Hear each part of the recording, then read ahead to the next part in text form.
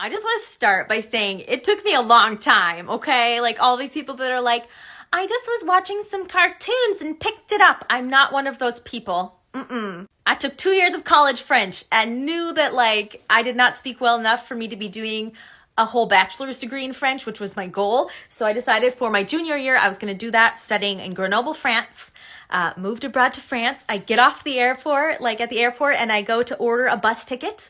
And I get all excited. I'm going to practice my French with a real French person for the first time. She starts talking, and I'm like, oh, that is not the language I learned in school. The next 3 months living in France, taking French classes while I was there, being immersed full time. It was very painful. I cried a lot. I saw my future husband like the first weekends that I was there, and I was like, hubba hubba, that is the hottest man I've ever seen.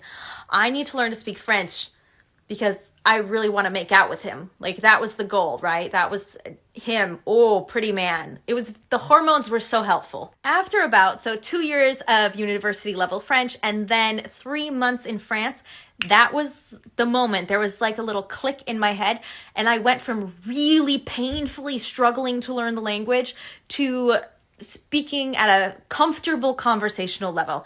Still making lots and lots of mistakes, but I was somewhat comfortable. I fell in love with my husband. We started dating after a few months, and it ended up going real well.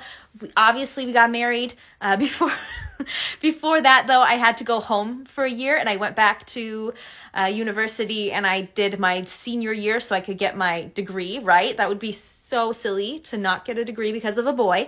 No, I told him, if you love me, you will wait, and he did. He waited. And I took like master level French classes. I tried to take as hard of French classes as I could while I was in that last year at university. And it was very, very helpful. But the most helpful thing was that after that, I came back, married my Frenchman, and lived in France for almost 10 years.